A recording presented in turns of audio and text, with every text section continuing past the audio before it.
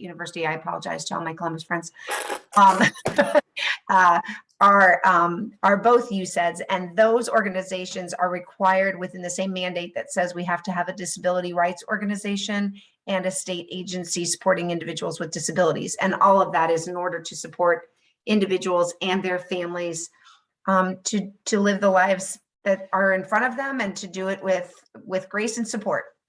So we'll go ahead and get started. If you guys have any questions about our organizations or how to find Family Resource Network of Ohio, or you're curious about the Supported Decision-Making Network of Ohio, please just throw it in the chat box and we'll answer some more questions as we go. Go ahead, Josh. So, am I starting? Oh, I'm starting. Hello. So what we want to do today, last week we covered the why, correct? And this week we want to go into the what about decision making. So why are we having a conversation was last week around decision making, kind of getting into just really thinking about, where you guys were in this process and what brought you to the room and who brought you to the room. And I'm super excited to see that folks are coming back. Those of you that weren't here last time, don't worry. You'll be able to hang with us and won't feel out of sorts. We are looking at making sure that when you leave this space, you have some tools to start playing with the concepts and the ideas that we shared with you. So we'll go ahead and get started on this. What does it take? What does it really mean to be making a decision? We're going to kind of pull that apart a little bit. So go Celia, ahead. excuse me, I'm going to put the poll in. Oh, yes, please. Thank you. Yes. And where is it? There it is. Okay. All right. Thank you. Okay. And thanks for putting in the chat where you're from. We did that last week. So thank you for reminding me. So, oh my goodness, Suzanne, you're a little bit of everything, aren't you? So if everybody wants to put in the chat quietly where you're from, and go ahead and answer the poll.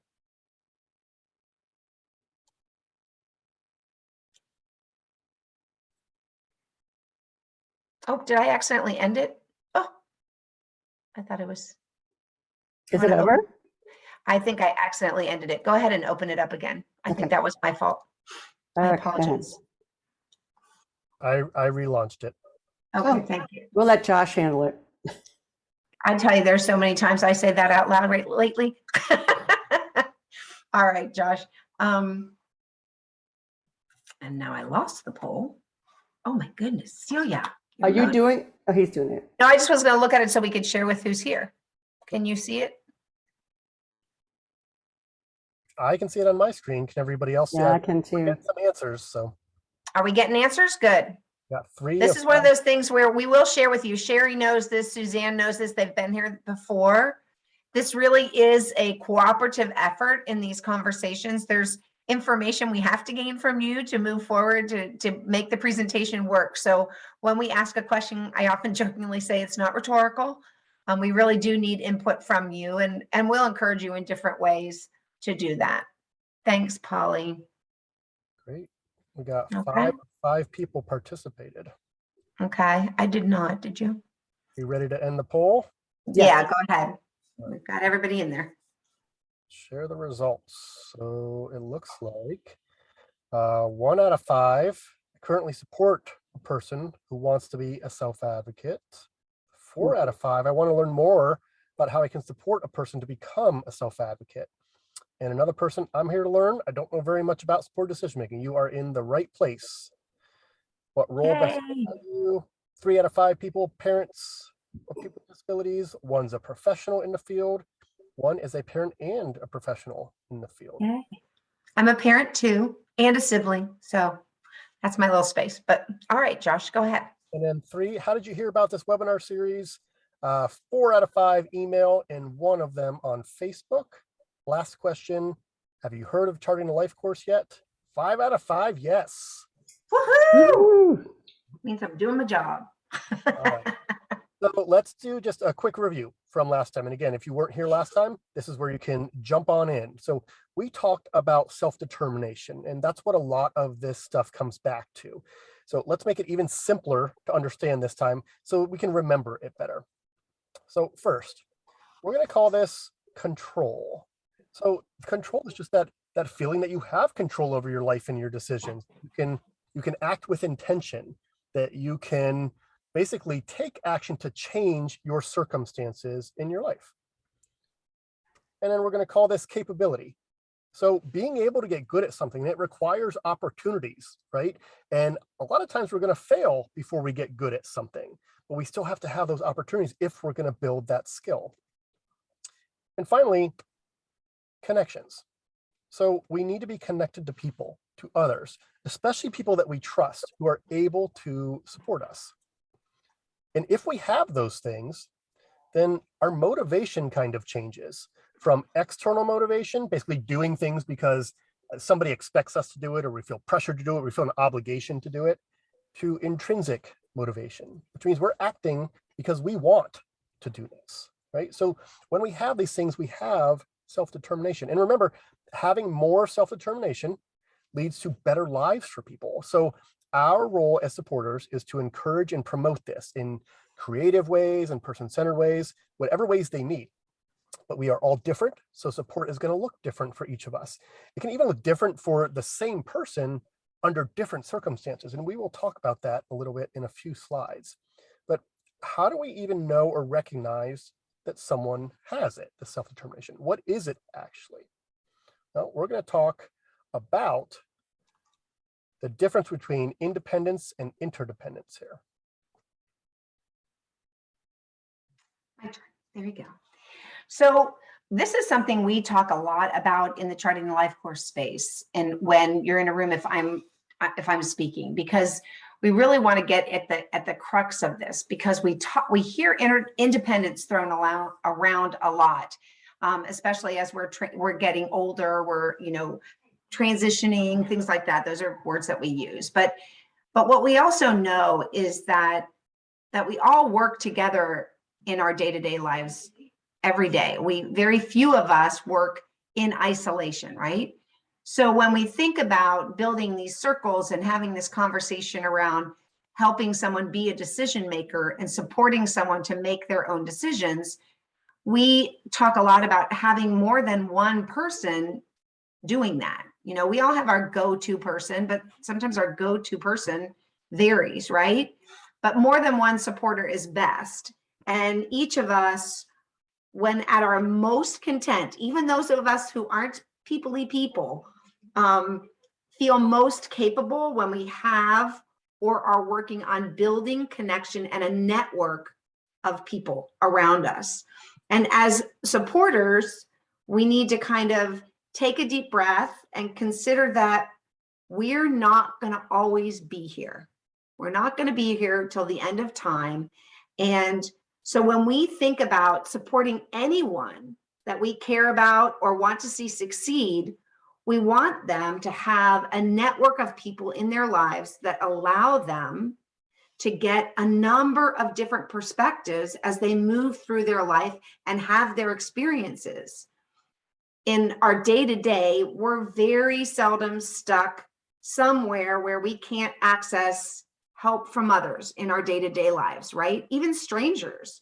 We have friends, we have strangers, we know people with more knowledge than us, we know people with different experiences than us that we can potentially tap into.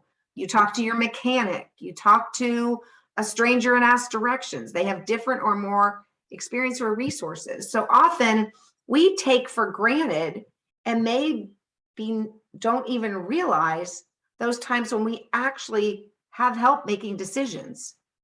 And so when we might even mistakenly think that we made decisions all by ourselves and that we just magically came up to that wonderful conclusion, but we've gathered information along the way that we don't even necessarily know that we're kind of looking to others. So even something as simple as watching or hearing about someone who made a decision whose outcome was something that we wouldn't want. People who do blank often get fired. Okay, I'm going to make note of that and hold that back in my little bailiwick. Grown-ups do that on their own or without help. So if you're a grown-up, you do it without help. When you get older, I won't be there to help. One thing that we often said at our house was, when you get to, they do something at home, within the community of the family. And I would say, when you get to college, that thing you did right there is not going to work. It's not going to work for you. So in the world of special education and education in general, actually, we often hear repeated that we need them to be more dependent. We often measure things that mastery is going to be noted when they can do it independently, right? We give the impression that we have to do this all by ourselves, or somehow it doesn't count. It's not real if we can't do it all by ourselves independently.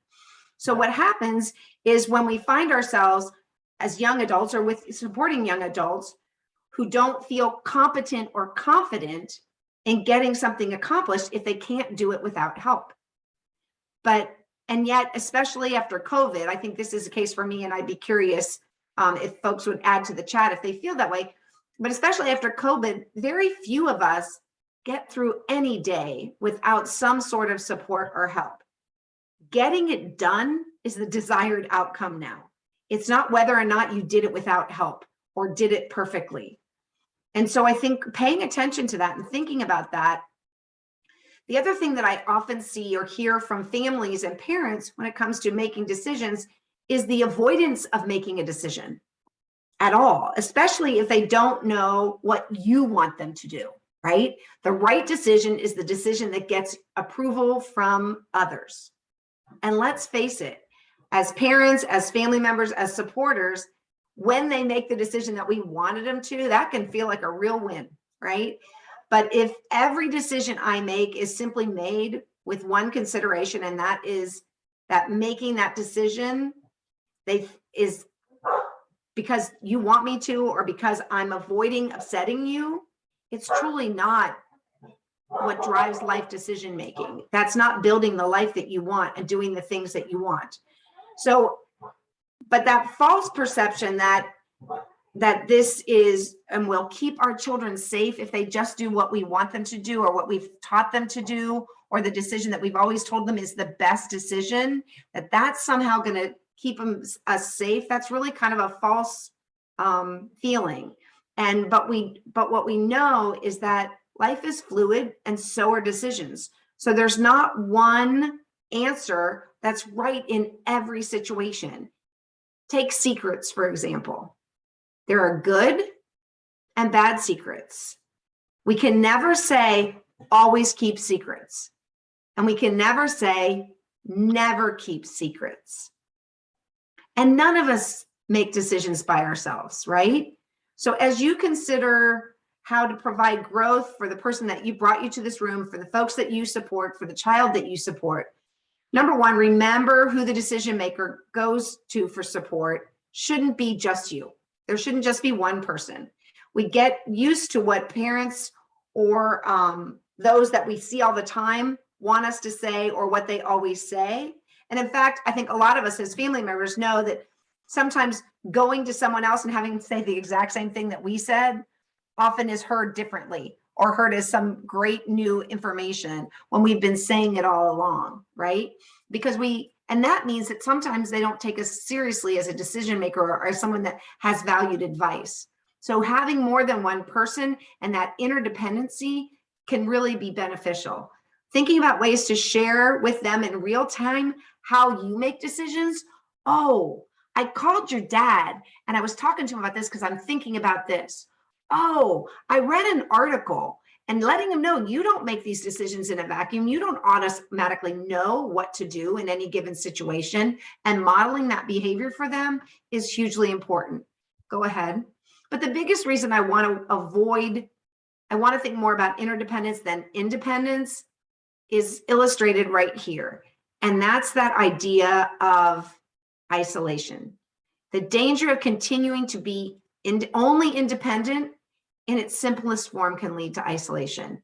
It can lead to misinformation. If we're only getting information from one source, we can be misinformed. Again, that can lead to that place that parents are often afraid of and fear the most, being taken advantage of, right? So that idea of helping your child build this network of support that help them and they go to, and I might go to one person for one and another for another, but when we have people, we have many different perspectives and many different experiences to learn from. Go ahead, Josh. So what I want to do next, and I'm gonna poke my folks, because I told you at the beginning, this is kind of interactive and it is going to be richer and you're going to get more from it if you'll all at the very least unmute.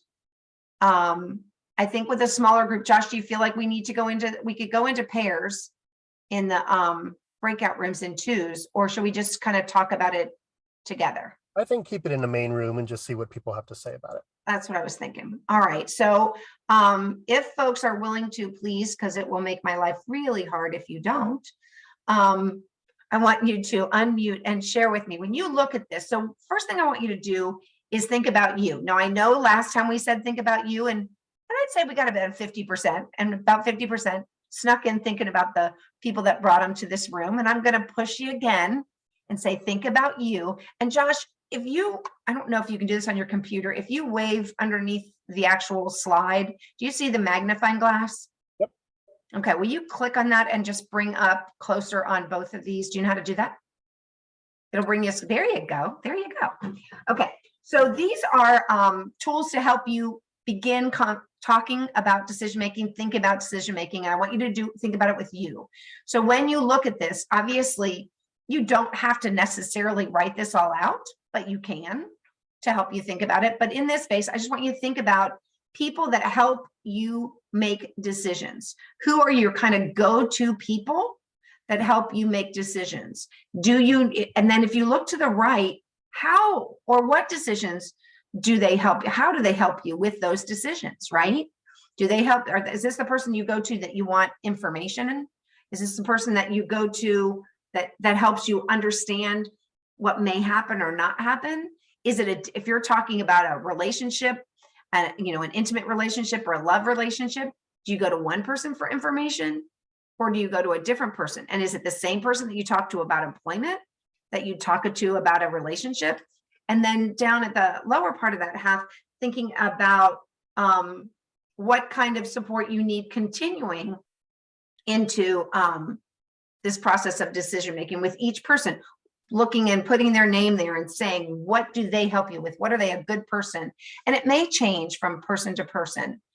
But when we do this in small groups, we would have you really kind of think about who those people are and how you identify. And I really want you to think about it from the standpoint of stepping away from your go-to. If we do a star in Charting Life Course for the first time, when we go to the relationship corner of the star, it's another tool. And I say, who are the relationships in your life that help you and support you? Partner, sibling, child. But I want you to step a little bit past that. And who is it that could help you make decisions besides those absolutes, those right in your household people? Because some of us need to go a little bit beyond that, so that, I used to say to my daughter, who's the person that you could call for a ride? Certainly husband, those people, but let's stretch a little bit. If you got nobody answered the phone, who would be the next person out? So that second circle. Can you come up with, go ahead? Be neighbors, close by neighbors. Okay. And so as you think about one particular neighbor, you don't have to tell me their name or anything, but just as you think about them, and if you put maybe even two neighbors on this sheet that you're seeing in front of you, would you be able to utilize them? What would be your go-to, or are some of these fit or not fit? Yeah, I mean, one neighbor's known our son for, since he was born, and they've interacted with him and had relationship with him. So I can go to them to, talk through concerns I have and get their input, because they've spent time with them. So they have a relationship. So they're somebody I can bounce a lot of things off of. Beautiful. I love that they, that somebody, I used to always say, who notices when they're not with you? Who's the person that comes to you and go, where's, Tom, where's Sue? We haven't seen her in a while. Yeah. So yeah. And they, they're not your immediate circle. Is anybody else willing to unmic and share something similar? I would say, well, my number one would be my husband, but my number two, my best friend. Okay. Okay. And I think, all of these really, I would go to her. For Yeah. any of this. She knows you well. Yeah. And it's nice when you have somebody a little bit outside of your daily experience. I often say, Mhm. think of that person that knows disability just because they know you, right?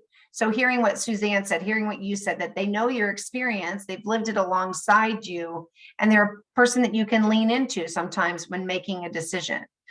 But the reason we have you go through this task is so that you really think about, how do I help the person I'm supporting think about those people in their lives, and think about those people's roles in their lives in how they help you, and kind of talking through that. Does that make sense? Anybody else want to add something real quick? I can real quick. Mhm. I mean, like when I think about it, for myself, when I make decisions, I reach out to, I definitely say, friends, but I also reach out to maybe connections that I might have of people that might have knowledge on things. So Celia, reach out to you for Trying Life course when I'm trying to think of my plans for myself or the person I support, or, maybe I reach out to an SSA to pick their brain on, I don't know, activities are out there, but who they might know. Or I might reach out to a speech therapist or a friend that might also have a kid in the same situation. But I reach out to people that might have knowledge that I can then take and maybe go and ask somebody else something, or kind of just people that might be knowledgeable on certain topics in order to gather information. Absolutely. So I might not come, nobody should come to me for gardening tips, but there are people that have that knowledge, right? And I think the important thing that I want you to do here is, you might think it's silly to look at these and go, I'm never going to fill this out about my neighbor, about my friend, or about, but I want you to know that when we're struggling, when things aren't happening, when we have to do something like that, and we've gone through and thought about this, you will be less likely, and I get these phone calls a lot from families to say, I don't have anybody, it's just me. And so thinking about this ahead of time, you came and devoted this time, jotting down 3 or 4 people somewhere where you can look.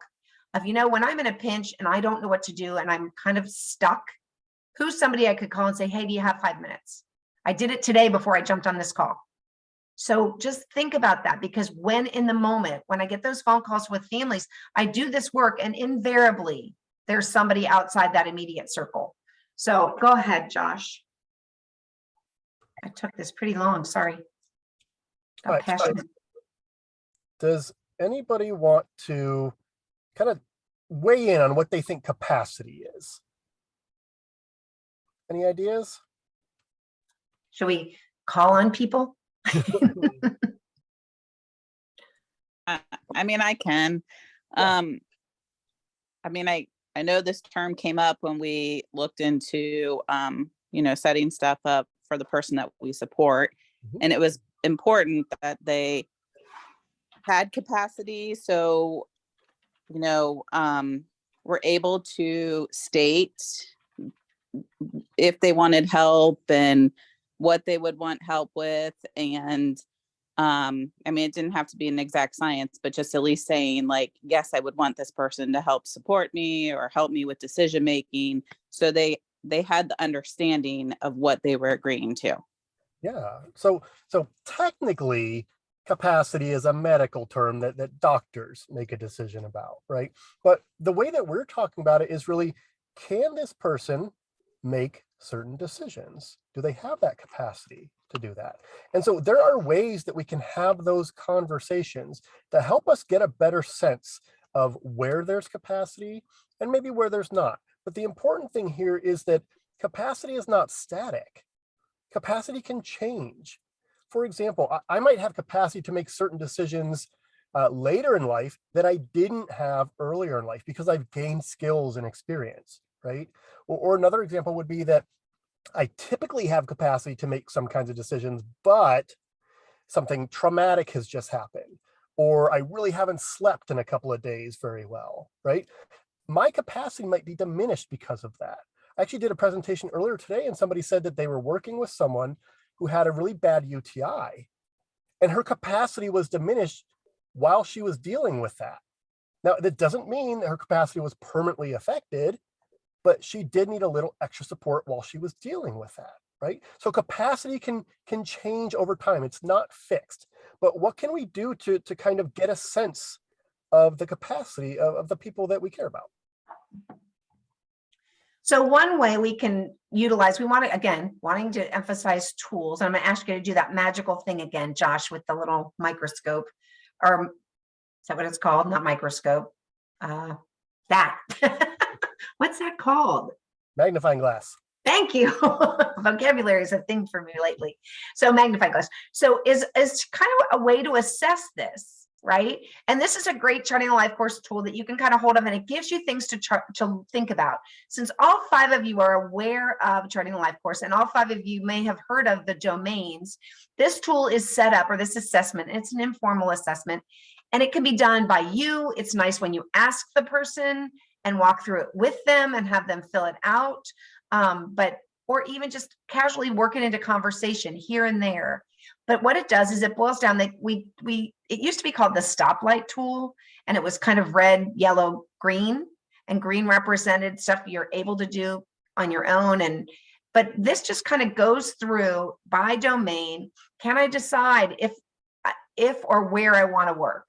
Can I look to and find a job in things like daily life and employment? Then you see it does each domain, safety and security, community living, and it just begins a conversation.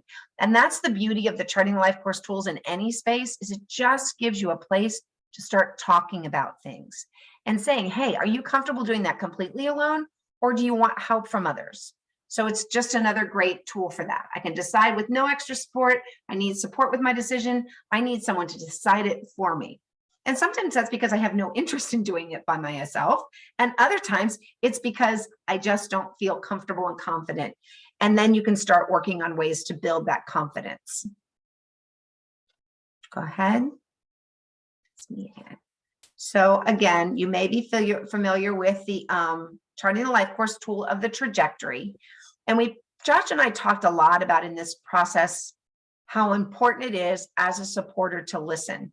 I'd like to say it is the most important thing you will do as you're trying to revision how you support your child or the people that you work with to be decision makers in their lives. The listening part is the most important. The more listening you do, the more options you might hear about, the more listening you do, the fewer opinions you might throw in, the more listening you do. You might hear of other times they made decisions and had a good or a negative experience, and help them recognize that. Go ahead.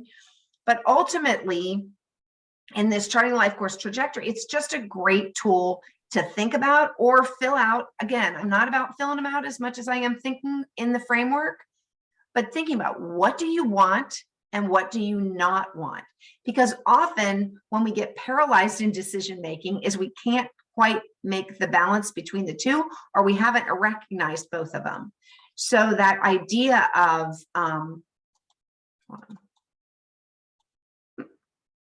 I don't know why my slides aren't changing. There we go. That idea of being sure to hear what they're saying and recognize that the what I don't want box has a direct correlation to the what I want box. Often we'll stop making decisions that allow us new experiences because of all the things that we are afraid of. And those are going to show up in the what I don't want. What are you trying to avoid? What are you trying to stay away from? Where what I really want to see happen in any decision is going to go up in that want box. But having that discussion and both of you reflecting on what you want and what you don't want, especially when it's a big decision, right? When we think about partnering with somebody to make a big decision and we support each other, buying a home, taking a new job, you do all of this. It's just sometimes nice to have the visual and the reinforcement being heard when they see their words on a piece of paper of what's important that it doesn't happen and what's important that does happen. Okay, go ahead. Josh is going to share another tool. All right, and before we go to this tool, when we think about listening, it changes over time. As we get older, as they get older, the people that we love and support, it's going to move more from giving opinions and giving feedback to listening. And what that does is it allows more space for that decision maker to grow, to learn, to act with intention, right? Because we're not filling that space with our influence as much. All right. So one of the ways that we can really support people is by getting a better understanding of how they make decisions or how we can support them under different circumstances. So this tool is a decision-making profile, and it really asks us to practice some self-awareness, which is another important part of self-determination. So I'll share a little bit about me and how I use this tool, and I'd love to hear from some of you, even if it's just one column here that sort of resonates with you. So if you're going to help me make decisions, here's some things you should know. I like to get information, that first column, in pictures, visuals, videos, things like that. Now, can I read a manual with a lot of text in it? I can. And about 2 pages in, I'm going to be bored out of my mind, right? So if you're helping me make a decision, give me information that has visuals in it. How to present choices to me. Do not tell me what to do. This isn't my proudest feature, but if you tell me what to do, my first instinct is to do the opposite, right? Now, I know that about myself, and people who support me also need to know that about me. The other thing is I'm the weird guy who goes to the store and buys a different kind of toothpaste every time. I don't buy the same brand. Do you know how many kinds of toothpaste there are out there? It's like 100 different kinds. So when I'm at the store, I'm looking at 100 different toothpaste, and that's hard to make a decision when I'm looking at that many. Narrow it down for me. Give me 4 kinds to choose from, and I'll do much better. So don't overwhelm me. Ways you can help me understand. I love analogies and metaphors. Those things really help me understand and put myself in someone else's place. When is the best time for me to make decisions? There's probably not a specific time of day, but when I'm having a good day, when I'm happy or at peace, those are good times for me to make decisions. But when's a bad time for me to make a decision? I do know this. Between 10 p.m. and 7 a.m., I should not be making any important decisions. I should not be ordering things off of Amazon during those times because I think I need it in the moment. And then I wake up the next morning and see that it has already shipped and I wonder what I was doing. I'm just in a different headspace, right? But beyond that, I know that I shouldn't be making important decisions when I'm sad, right? When I've had a bad day, when I'm angry or upset, I'm more likely to be impulsive then. So I know that about myself, but I need everyone who supports me to know that about me too. So how about any of you? Do any of those columns resonate with you? And if so, what do you know about yourself?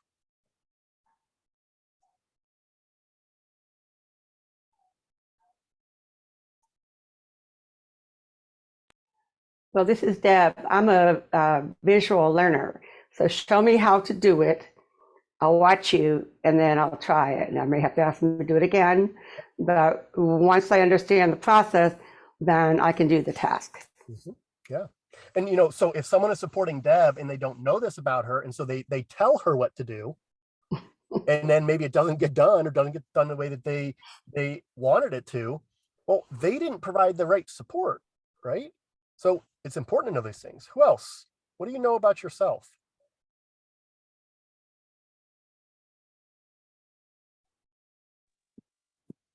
I mean, I like to talk to people about things. I think when I'm trying to make a decision, so, whether it's just have them listen to me, or so I'm kind of thinking it through and processing it, or to also get some feedback of things that maybe I haven't thought about or ways to approach things. Because sometimes in the moment, if you're making decisions, you can sometimes make a quick, rash, heated decision. And then sometimes if you've at least taken some time, talked to somebody, at least like take a step back, it it helps with the decision-making process. Yeah, no, I can definitely relate. And, I have noticed distinctly kind of two kinds of people when they make decisions. There's a person who, when they want the information, they go straight to the one person that they think is going to have the answer or the advice that they need. And then there's the other person that is going to talk to as many people as they can until they feel comfortable with their decision, right? And I'm sure there's everything in between as well. But yeah, we all need something a little bit different to feel comfortable making a decision. Anybody else? Hey, Josh, I have one more. My disability is just hearing loss, but having a sibling where the focus was around him, it was easier for my parents to make the decisions for me. So when my mom passed away at 34, I felt really dumb, helpless. And, we talk about helpless? Learned helplessness. Learned helplessness. And that's something that I did not want to do for my daughters. So I just thought I would share that. Yeah, that's a great example. I found there we go. I found that if I have like a big decision to make and I think it through and then I make the decision, if I keep coming back to it, it's like something is telling me that I haven't really made the right decision yet. Mhm. So especially for something like, jobs or Mhm. that kind of thing. Yeah, that's great. And we're going to get into that in a little bit here when we talk about reflecting on the decisions that we've made. All right, so what about actually making decisions? Because there is actually some basic logic that we can follow, 3 components to being able to make decisions here. So the first one is choice. So this describes like what the decision maker can do. There have to be multiple courses of action for a decision to be made. They have to be able to choose between things. With only one course of action, there's just no decision. So are they choosing from different locations for a vacation? Are they choosing from different job opportunities? Are they choosing what time to come home? Are they choosing between taking a risk and learning something and having fun, or avoiding the risk and possibly missing out on something cool? And then they have to have a preference. Actually, we're going to do information next. Then they have to have the information that they need. It's key, right? Do we have enough of it to make an informed decision? Do we need to learn more about something? If so, who or where can we go to get that information? Online, experts, friends, family. What do we need to know about applying for a credit card, for example, or using social media and talking to people online? Because it's not all bad, but we need to know some things in order to make those kinds of decisions. And then finally, there needs to be a preference. The decision maker needs to prefer a certain outcome. What do they want to have happen? Do they want that 3rd shift job at the gas station, to go on vacation with friends? Do they want a tattoo or to drive a car? We typically all prefer one outcome to another. We've all been there where you're trying to coordinate lunch plans with people and somebody says, yeah, I don't care, wherever. And you say, all right, well, how about Mexican? And they say, well, maybe not Mexican, right? We all have preferences. It's just, how do we get to them? And if we're struggling to get to somebody's preferences, sometimes we just have to try things and see what the response is. We'll learn whether somebody prefers it or doesn't prefer it. All right, so then what is informed decision making? What is that all about? So let's strip it down to just its basics. In order to make an informed decision, a person really needs to know, A, what their options are. They need to be able to weigh those options. And then after they weigh the options, they need, one second, I lost my train of thought.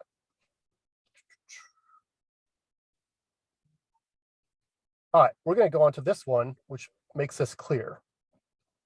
So informed decision making can be presented to people like this. And I do this with students a lot. So when I'm talking to students, I'll say, all right, you can have chicken nuggets or you can have a hamburger for lunch, right? So when I ask that, half the students raise their hand for chicken nuggets, half the students raise their hand for hamburger. And then I say, oh, actually, you know what? I forgot. You can have pizza too, but if you already voted, you can't vote again. And then I hear a lot of groans and complaining.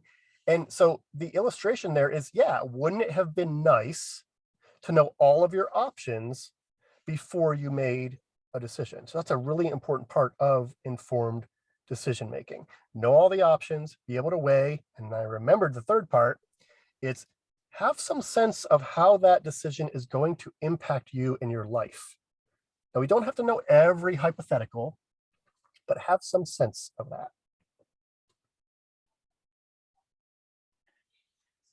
So as you look into this, you could probably find 15 different descriptions of what the steps are to decision making. And I think it really doesn't matter which format you follow, but that there are steps and that we all move through them, and they're called different things. But the reality is this, that you need to make sure that you're finding out what the options and choices are in front of you, as Josh just indicated, and getting all the information you can, right? So when you think of yourself as a supporter, I want you to think about what would that role be? If you're supporting a friend, if you're supporting a husband, if you're supporting your child, if you're supporting a neighbor, it really shouldn't vary that much from person to person. The intensity with which you do it, the frequency with which you do it, etc., may change, but the steps shouldn't, right? Weighing the choices, and this is a part that any decision maker comes to others for help likely around, gathering information or doing this, right? And then there's that act of deciding, right?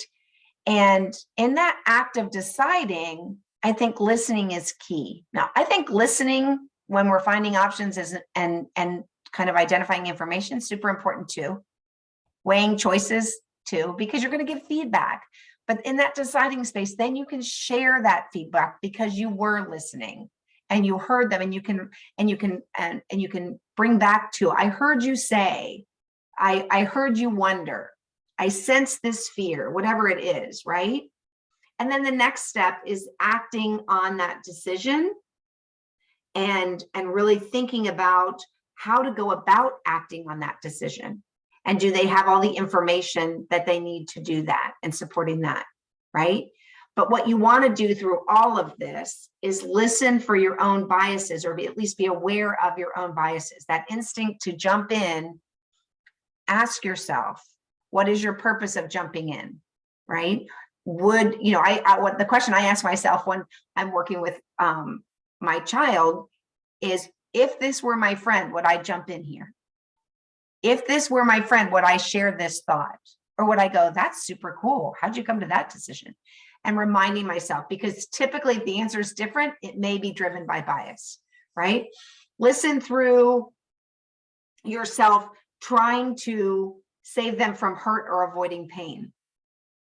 Obviously, we don't want them to get hurt, but sometimes there's that, oh shoot, the term, Josh, help me. Something risk. Dignity of risk. Yep. Dignity of risk. In that idea that sometimes decisions are painful. Sometimes what we're giving up is painful, but something that we have is great too. So listening to where they might be the most successful and help them recognize that. But if they don't choose that, that's really okay. That's their experience, and we all learn from our own experiences. You don't have to help them or guide them or intercede, and you don't have to, as you're going through this process and trying to support decision making and kind of let them see where they're you want them to start strong. So recognizing those places and spaces where they're going to make decisions easily and successfully so they can believe in their own capacity. So you don't have to start out letting it or not letting it, check myself, help me with a word there. Going through this process and what you're learning today in every space. So, and you can see, you saw me just learning there. So as a mom, I'm really kind of wandering through this alongside you. But, and it to that end, avoid saying things like letting and allowing, because that's where you're checking in as not a supporter, but as a different role. And so part of facilitating this process is getting out of the way and then taking the minute to reflect back. Okay, does that help? All right, next slide. I think this is huge. Oh yeah, okay. All right.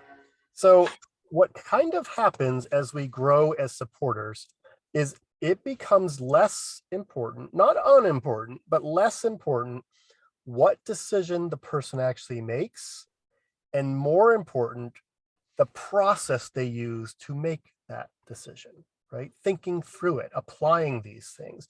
So one of the ways to think about this, if you remember from our first session, the who wants to be a millionaire analogy, we can present decisions like this. Let's pretend that a person needs surgery. Doesn't matter what kind of surgery, but they need a surgery. What's important here is all the ways that we can get help to make that decision. And these are just a few, right? So maybe you just make a pros and cons list. You weigh what's good about it, you weigh what's bad about it, you talk through those things, and that can help you make a decision. Or you talk to somebody who had the surgery before. These are all suggestions we can give to a decision maker. They can then pursue. Or get a second opinion. And I will tell you from my experience, most people with disabilities that I've spoken to don't know what a second opinion is, let alone know that they have the right to a second opinion, right?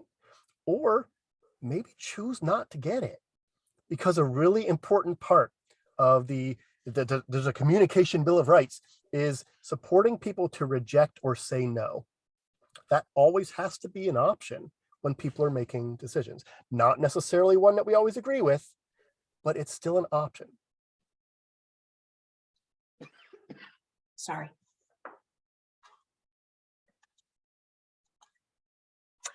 So let's look at some situations and see if we can come up with ways to help these people make their own decisions. Again, I'm going to need you to unmute and talk to me in the least restrictive and most supportive way possible. So here you've got Dan, and Dan is... It's Chris. Chris? Oh, sorry, Chris. My notes say Dan. I didn't look up. The decision he's trying to make is around, he's a new entrepreneur. So Dan has a new way that he's dabbling with money, and he started a newspaper route, right? He's 12 years old, lives with mom and dad, and he's got this money coming in, but he's really never had money before, right? And so what's the best way to, and what do I do with my money? So what options might we talk to him about in terms of, now I've got this new income coming in at 12 years old? The idea of want versus need. Mhm. There you go. Thank you. Set them up with a savings account. And Yeah. I know for me, when I started my first job at 12, we had an agreement where we made a set amount where this amount would go into our savings, and then what was left after that amount is what I could use towards things I wanted. So that way, I had that responsibility of maintaining an amount, and then what was extra that I could, have fun with it. Yeah. So you're kind of helping them to learn, just values that you share and that you want to share with them as far as how to manage and what to do with it. Right. Right. What else might he need to help make his decision as far as what to do with money?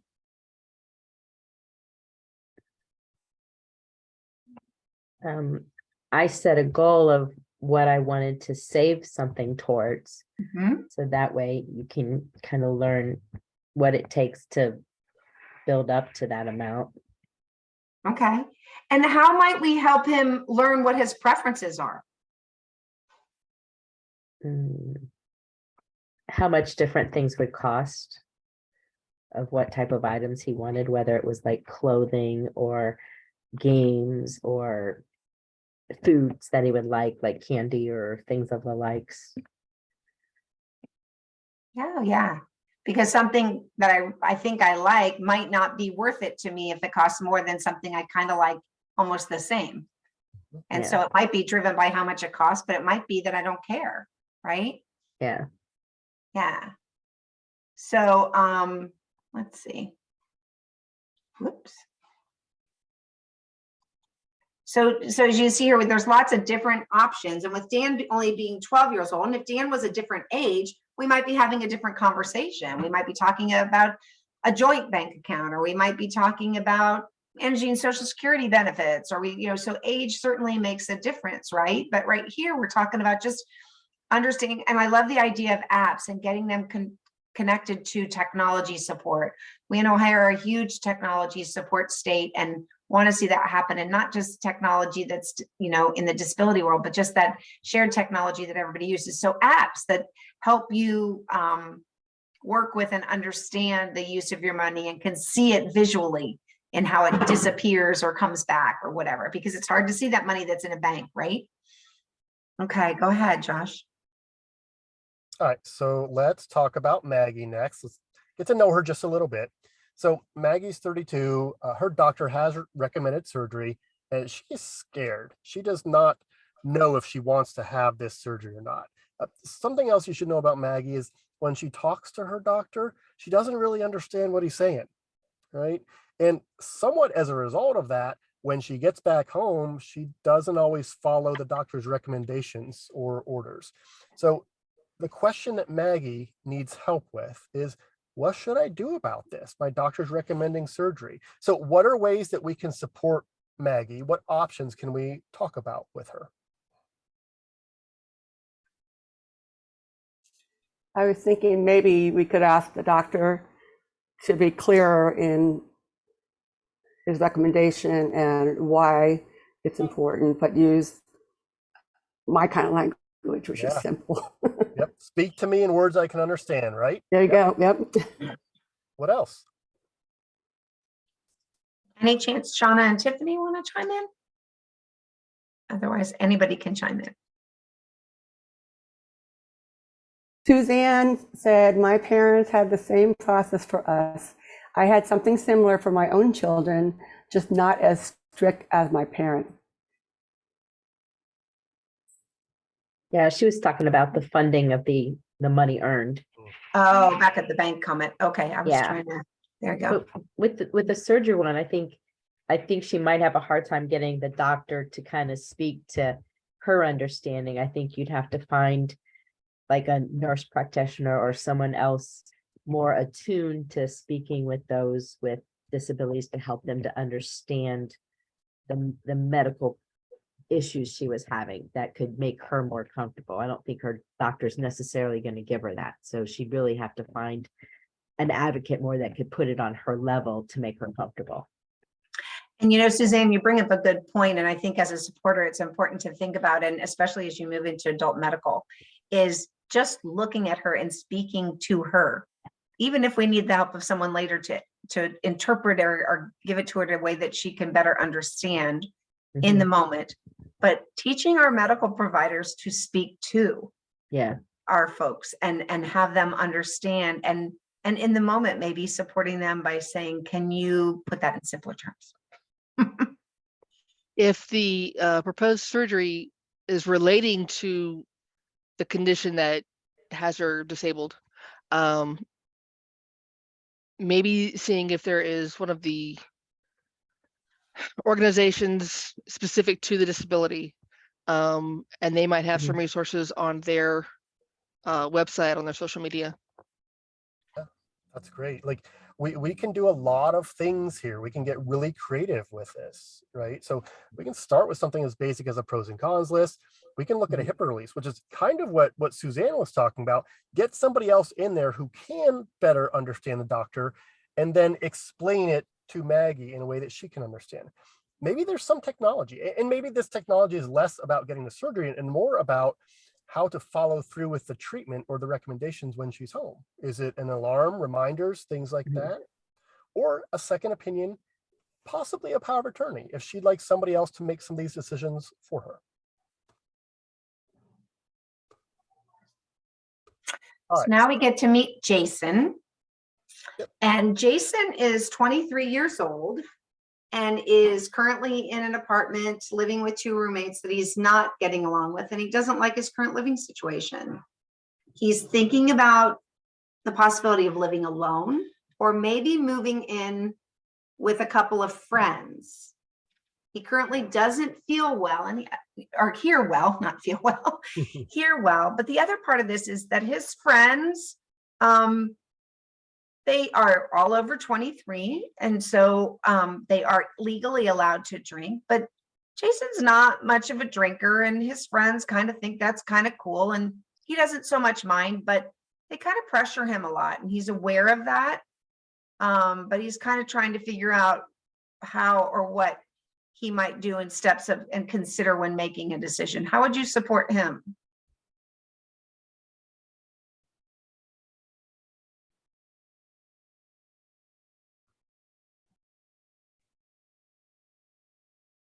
Well, for one, you start looking at all the ways that you can support the portion where he doesn't hear very well. Maybe he's more of a visual processor. Polly, what comes to mind for me when you say that is, it says he doesn't get along with his two roommates, but he also doesn't hear very well. Are those related in any way? Does Jason maybe think that they're talking about him when in fact they're not, but he just can't hear? So let's start with something simple like that. Yeah. What else? Okay, now you heard my language being hearing impaired. In my person-centered plan, I used it on how do we help find people good friends. And so how to get support for myself, I told them, please look at me when you're talking. Please don't scream. Don't walk away when you're talking. Don't laugh at me if I misunderstand you, and to ask me in a different way. So, it's a conversation that can happen before they actually move in. Just a thought. And supporting them with their own advocacy skills is what I hear you saying, is giving them potentially the words of what to say to remedy some of those situations.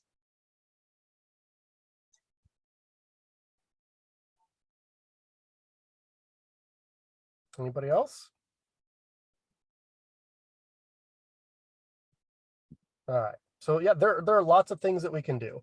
I have discovered a roommate compatibility chart. If you don't know what this is, it's awesome for anybody who lives with somebody else or wants to live with somebody else. It's actually for college students, but it allows you to kind of compare your preferences and your needs with a potential roommate's preferences or needs as well.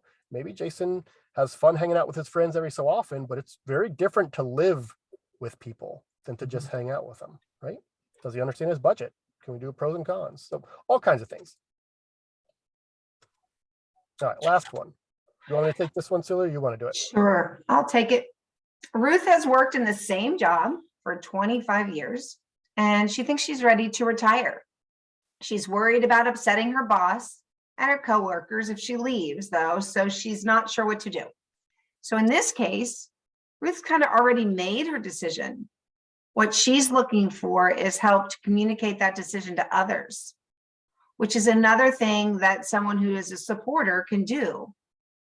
How could you support Ruth to make this decision, to know what her options are or what she might need to know? Maybe thinking about all the positives of working where she was working and her coworkers and things like that. And then maybe that way she could go into a conversation with them and say, I really enjoyed working with you, and positives first.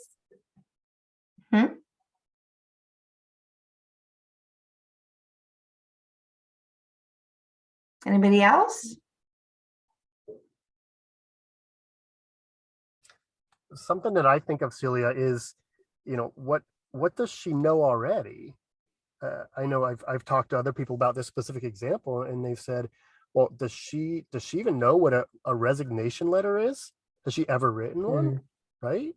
Or does she know that she can technically retire and still work there part-time if she wants to? Right? So There you go. when we go back to that decision-making logic, does she know her options? Does she have enough information? Yeah.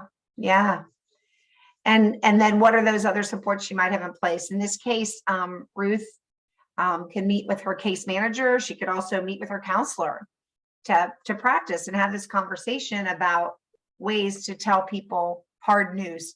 You know, I can relate to Ruth when I eventually get to a point where, because I hate disappointing people, and we all know in this field that we need more good people. So absolutely. But she's she, after doing this, she feels better and excited about her future, and then she can ask those people to have her back and feel confident and agree, you know, on how to move forward. So I think that's a great support. And then role playing always is an option, of trying to have that difficult conversation. And I think that's the case in any time you're doing decision making. Role playing is a great way to kind of get more comfortable. Get better at things when we practice. Mm-hmm. We already did this slide, didn't we? Are we doing this again? This is just a review. Remember Okay. the decision-making process, because we're going to ask you some questions now about what your role is in each of these steps. So step one, finding the options and getting information. So remember Maggie, the surgery, right? What is your role here in helping her find options and get information? What is it that you should actually be doing?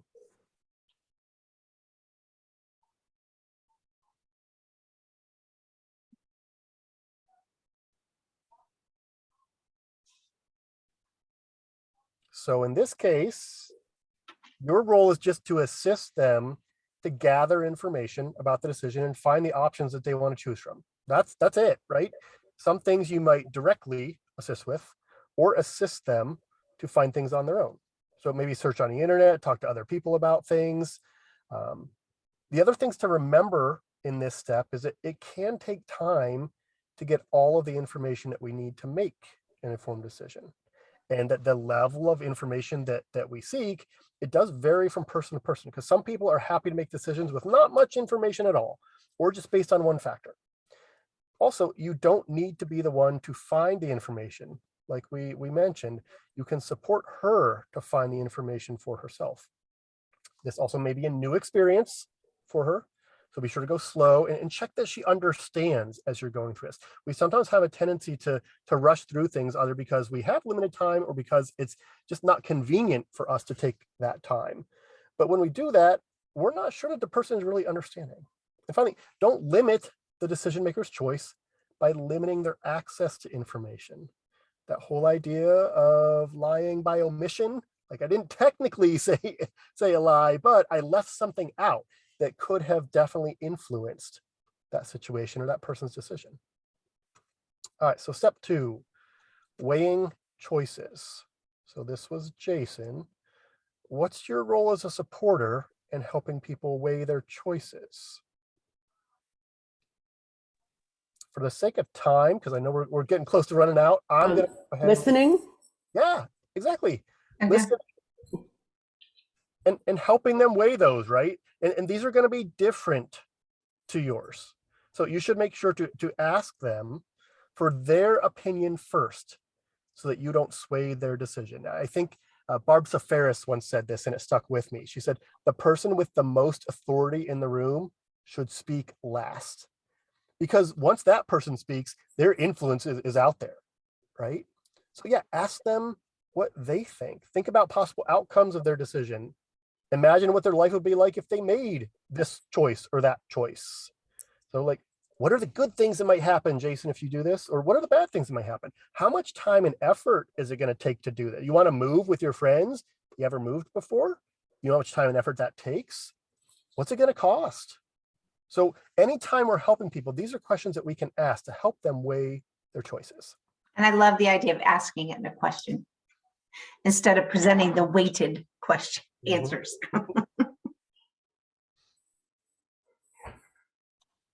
Oh, this is me. Sorry.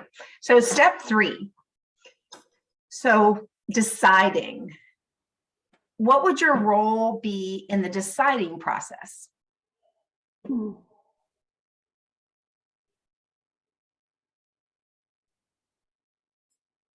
I'll jump in real quick. I mean, I think it's more listening and then kind of asking questions to help them form their own opinions and decision, but kind of just helping them, like, okay, what are the pros and cons, what, just kind of helping them think through it without making the decision for them.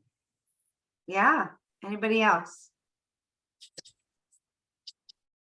Deb saying identifying the steps to be made, right? Mm. Anybody else? Tiffany, you unmuted. Sorry. No, that's okay. My kids are getting ready for bed at the same time. I'm trying to concentrate on just you guys, but Oh, that's okay. it's back and forth. Deciding, I was just gonna say being a sounding board, and yeah, I agree. I think Sherry said asking questions and things like that. So Yeah, so really our role here is very little, right? It's being there, kind of supporting the process and understanding that everybody's going to go through this part differently, right? And just kind of being along for the ride. Everybody is going to look at what the best option is differently. And the ideal option, weighing that out, the ideal option may not be a possibility, but helping them maximize their choice or see that. Everybody's different. So the best option for one person isn't always the best option for anybody. I think that one thing here is the timing of it, understanding that sometimes timing affects decision. So if you're looking at a sale and it's only today, that's a little tougher decision because you've got to decide whether you need to just go on it or not. Or maybe it's a decision to wait. Maybe you go to look to get an Airbnb or something, and the week that you wanted to go, there's nothing that either is in your price range or that fits what you want. So you decide to wait, right? And so timing and having them consider timing in all of it is really important. And some people kind of step over steps and bypass steps, or they change their mind, or they get new information that changes their mind. I think somebody had spoken about that early. But once the decision's been made, you might want to talk about and help them communicate the decision to other people. It can be done lots of ways, in writing, by talking, by using communication aids, by helping the person, just share their decision. Some people are going to be happy to tell others their decision. Other people might want to not share or write it down, or maybe even go so far as to write it down in some sort of agreement. But overall, you want to make sure that whatever you do, you're respecting the person in the process and respecting their decision. Sometimes you might think that the risks or the disadvantages, those cons, are too high, and the decision maker still wants to proceed with that option. And you've got to respect them in that process. That's that kind of dignity of risk. People might have anxiety talking or taking the step to actually make the decision, and supporting them through that. It's not your decision. So be careful not to lead the decision maker. This hits home into a certain conclusion. Be supportive, but not directive. And remember, supported decision making is about assisting the decision maker to make the decision that they think is best for them, which may not be the same decision or option that you would take or that you believe is best for them. Go ahead. All right, we're on the Oh, it's me again. Yep. And the last one is Ruth. So if we're looking at acting on the decision, and you remember Ruth's story and announcing her retirement and letting her bosses know and her discomfort of that, what are some of the things that you might, what would your role be? I'm sorry. maybe giving support and encouragement. There you go. Yeah, I was going to suggest just being a cheerleader. There you go. Help her plan what she's going to do after. Bottle of champagne, maybe. Yeah, yeah. So again, you don't have to do much. Your decision maker may have the confidence and skills once they've gone through all these steps, because going through it, talking about it, and supporting them through it gives you a level of confidence. They may want you to help support them as they work out the next steps. They may want you to help them get started. So it really, again, that listening comes into play. Sometimes your role in implementing decisions is to support the decision maker to be aware of or overcome any barriers. Again, that role play, what if this happens, right? Barriers can be created by a range of things, including lack of money, a negative attitude from other people, organizational policies, or social isolation. Every situation can be different, but you'll know when you're experiencing a barrier because the person can't put a decision into practice or into action. And I think somebody had talked about that earlier when it's weighing on you and it's just not sitting right. And you might have to go back and revisit, right? And reconsider those decisions. But always remember that if other people can resist the decision maker's choice, you may need to support them by speaking out, right? Be creative, try find ways to make the decision maker, make sure that they're in control of the situation and seen as center to the process. This will help make sure that others are more helpful too in their process. All right, so after you've done all of this, Celia, what about reflecting? So we remember our friend, I don't remember his name, Chris. Yep. The 12-year-old who was managing this new job and having money. So what's your role when you support somebody when they're reflecting on their decision?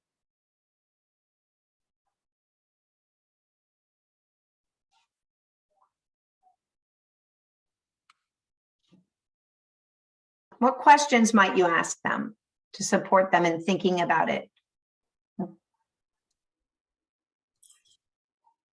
Maybe ask them how did it go? Mm-hmm. How did it go? Did this work out the way you wanted it to? Anybody else?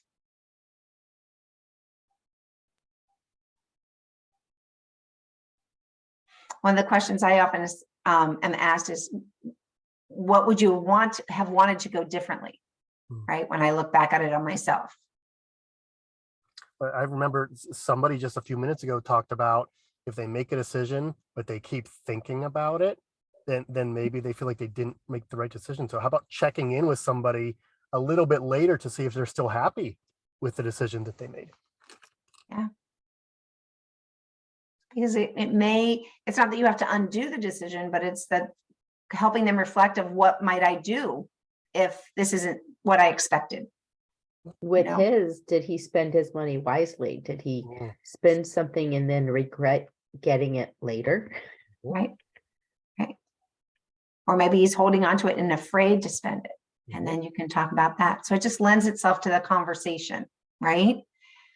And then you can just reflect on yourself. How was I as a supporter, right? What would I do differently? What did I learn so that I'm better the next time? All right, so talked about decision making. One of the things we haven't dove into yet is risk, right? We talk about health and safety a lot, and it's important, but so is happiness. And we really can't avoid risk in life. So at some point, we kind of have to make our own decision about what level of risk we're willing to accept or not.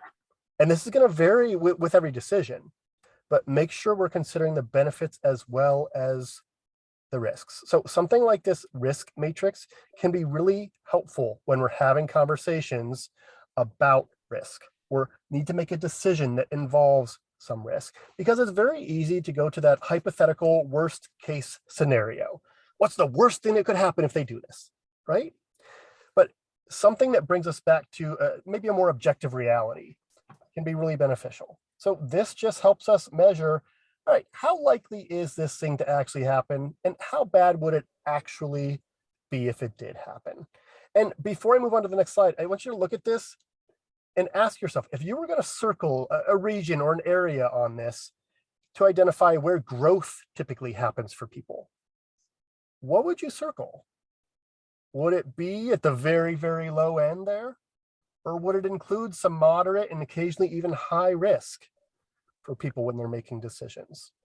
Where do you actually grow?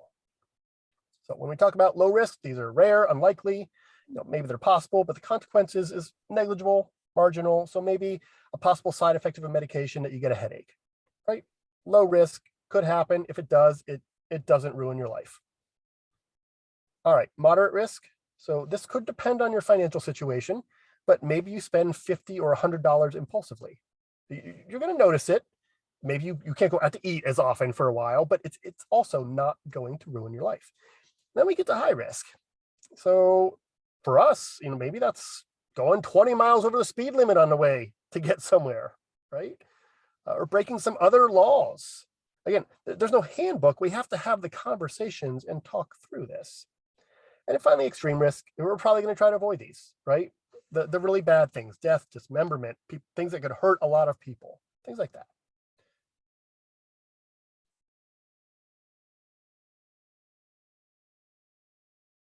All right. So I think it's also important to just acknowledge that this is kind of what life is, just a series of these calculated risks. We take them for granted often. When I drive home today after this presentation, I'm taking some risk there, right? I've accepted that for myself and I do it every day, right? But risk is just a part of living.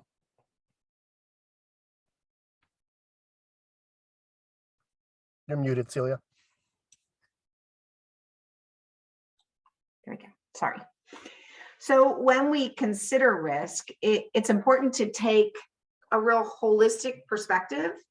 If we talk about what might go wrong or the bad things that might happen, if the person decides to do the thing, whatever the decision is about, then we need to balance that out by talking about the risk of not doing the thing or of never getting the opportunity to do the thing. Because if we don't get those opportunities, then we get fewer experiences. So we're looking at that same kind of isolation that can happen. Research shows that the magnitude of risk presented by social isolation is very similar to the magnitude of obesity, smoking, lack of access to care, and physical inactivity. So if we're going to talk about the risk associated with those things, we need to talk about the other side of things as well. The risk is multidimensional. And so we need to consider it from more than one angle when we talk about it. And maybe it's, who wants to try something new, go on a date without staff, use Uber for the first time, something like that. There is a risk in doing those things, right? So sure, never mind that many of us have done those things pretty frequently. But is there a risk associated with not doing those things? Absolutely. A lack of experience, a lack of learning, a lack of opportunity and autonomy, and ultimately of self-determination. And these risks are very real as well.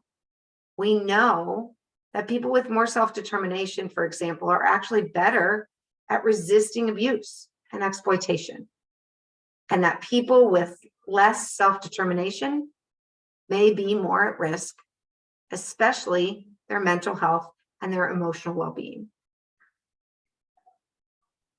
All right, we're going to try to close with this. I know we're at the very end, but I'm going to stop sharing this and start sharing something else while I tell a story, but we really need your help with this one. All right, so I used to work with a guy named Evan. Not his real name, but that's what we're calling him today. All right, so what you need to know about Evan. Evan used a wheelchair. Evan was a really ambitious guy. He loved to try new things, had a lot of energy, loved going on adventures. When he was out in public, he would flash a smile and people would just gravitate towards him. All right. The other thing you should know about Evan is that he had a very rare disorder that caused him to try and hurt himself. He didn't want to do it, but he couldn't help it. So that might be him like biting his fingers or gouging at his face or hitting himself or even hitting other people that he liked, but he couldn't keep himself from doing it. So he chose to have wrist restraints and ankle restraints on his wheelchair because it helped him feel safe. Now, if he really wanted to, he could get out of those wrist and ankle restraints. So when Evan experienced any sort of kind of extreme emotion, whether it was good or bad, he was much more likely to hurt himself. So at one meeting, Evan told us, hey guys, I want to go skydiving. His dad, who was guardian, said, no way, I'm not going skydiving, probably for obvious reasons. So this happy safe grid is a way to have those conversations, to identify what our options are for decisions when we balance risk and happiness, because you can be really safe and really miserable. And that's really not what we want for ourselves or for anybody else. So what we need to hear from you is, that Evan wants to go skydiving. What are some of his other options that he could try? If not jumping out of a plane, what are some other options for decisions that he could make? I actually was researching this earlier today. There are places where you could do indoor skydiving. Great. There's one down near Cincinnati, as a matter of fact. Yeah. So let's plot that. This is how it works. Now, I know Evan, so I'll tell you how happy or unhappy I think he would be, and you guys weigh in on how safe or unsafe. It's really not important that we all agree on this. We're just learning how to use the tool. So indoor skydiving, how happy would he be? Well, if actual skydiving, jumping out of a plane, is the very top, then indoor skydiving is not going to be quite there, but still probably a cool experience for him. Now, what do you think? How safe or unsafe do you think indoor skydiving would be for him? And if you're not familiar, this is like a wind tunnel that goes up and down and you can float in. Where do you think this falls? Depending on what his physical makeup is, it's potentially unsafe, but so much more safe than the actual airplane. Yeah, safer than the airplane, right? And when you do indoor skydiving, there are actually staff there that can help you with that, right? You don't necessarily have to do it alone. So let's put it in, and we're using the I in indoor to indicate how safe. Let's put it right about here in the middle. All right, what's something else that Evan could do? He could do a tandem dive when he's strapped to somebody. Tandem dive. So how happy would he be? I mean, this is what he wants to do, right? How safe or unsafe do we think a tandem dive would be for him? Celia, you're making a face. What do you think? I think it's way down at that end because I would never, ever jump out of a plane. They should not ask my opinion. It's one good way to lose a provider. And Oh my goodness. This is going to be a conversation we have. You don't just identify the thing and put it right up there. You talk about it. Now, for Evan, remember, if he's out of his restraints, he's much more likely to hurt himself or other people. And in general, you have free use of your arms and legs when you're floating, right? So it might be a little bit more unsafe. But now that we've got indoor skydiving there, we can rank this relative to that. So happier than indoor skydiving, but less safe than indoor skydiving. All right, give me maybe two more. Not doing it at all. All right, what Dad said, right? Yep. Don't do it. All right, so how happy? Well, we can probably all agree he's not going to be terribly happy about this. But how safe do you think that's going to be for Evan to just not go skydiving? He won't know. Celia says very safe. Deb says we don't know. What do you think?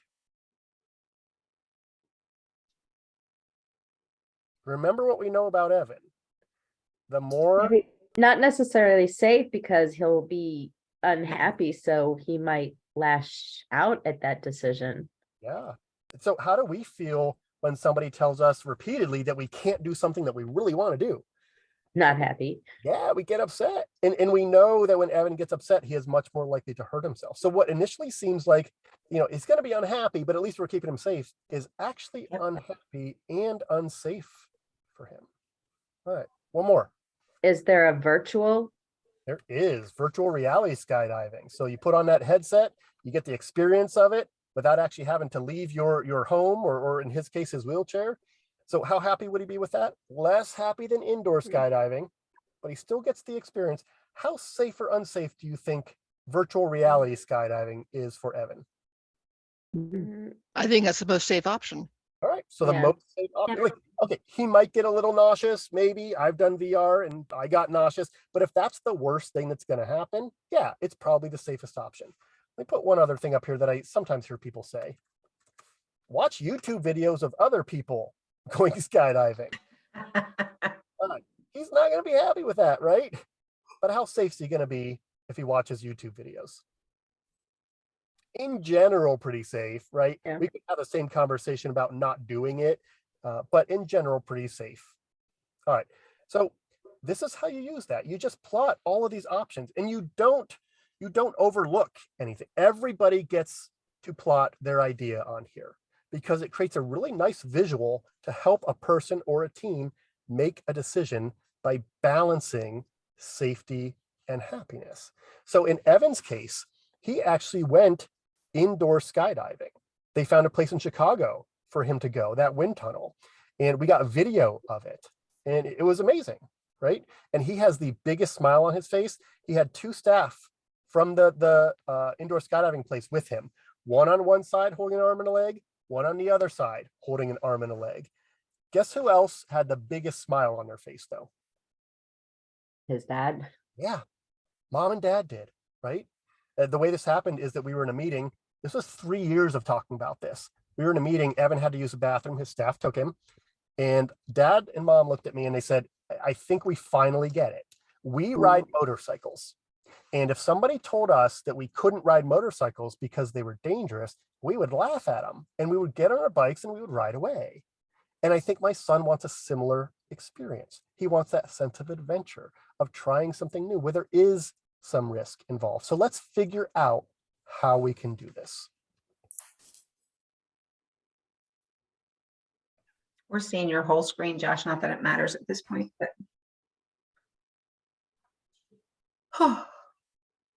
You're up, Celia. I'm up, so sorry. Wasn't paying attention. My slides didn't change. So we've gone through a lot tonight and we've shared a lot of tools. And I love tools because whether you pull them out later or not, they give you a visual, they give you an experience, right? And with experience comes new opportunity to do things differently or do things in a new way. So we've taken a great deal of time to make sure you understand the steps to decision making. We've taken a great deal of time to make sure that you understand your role in decision making. And we've taken time to give you the tools to work through that process alongside someone that you might be supporting in a way that should remind you of the things we learned today about our own personal bias, about safety versus happy, about really looking at those steps to decision making and how you might support a person. So next week we will go into the, let's see. Here you go.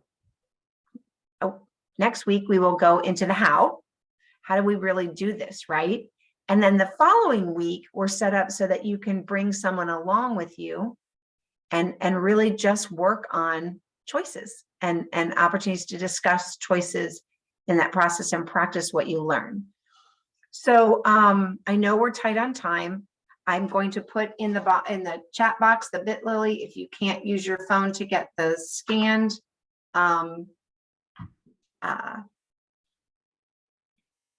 QR code. We really do need you to complete the surveys. We want to get your feedback. Please give detailed feedback when given the opportunity. This is a new presentation and we're pretty pumped, but we want to tweak it and make it very much workable to what you need and want as you move forward. So we appreciate all of you. Are there any questions? I would do like, learned, and concerned, but I feel like it's 5 after and I want to respect people's time. So if anybody wants to unmute and say anything, please do. But please take a minute now and do that because I know you'll forget to do the survey if you wait till tomorrow. Is there anything you want to add, Deb? Well, I love this. This is certainly not the way we did things in my household. We always made the decisions for my brother, whether he liked it or not, because what we thought was safe or doable as a family. And for me as a sibling, of course, I'm, the people pleaser, the daughter, wanting to follow the rules in the house. So there was so much tension that may not have been there had he been part of some kind of communication to let us know. He was a hitter as well, hand biter, everything. So that gave us the idea. He said no. So, you know, our challenge is to encourage younger families to start working on this. Start at a younger age. And we've done several webinars with Child and Life course for early childhood. And I put in one of the things that said, if not you, then who? And that's all about, you know, our people are going to learn about sex, whether it's from you or someone else. And we suggest it's better to come from you. I don't think we have that privilege anymore to wait till they get older and hope they don't ever have to talk about it. So we really need to be proactive in that for their safety, and you'll feel safe about it too.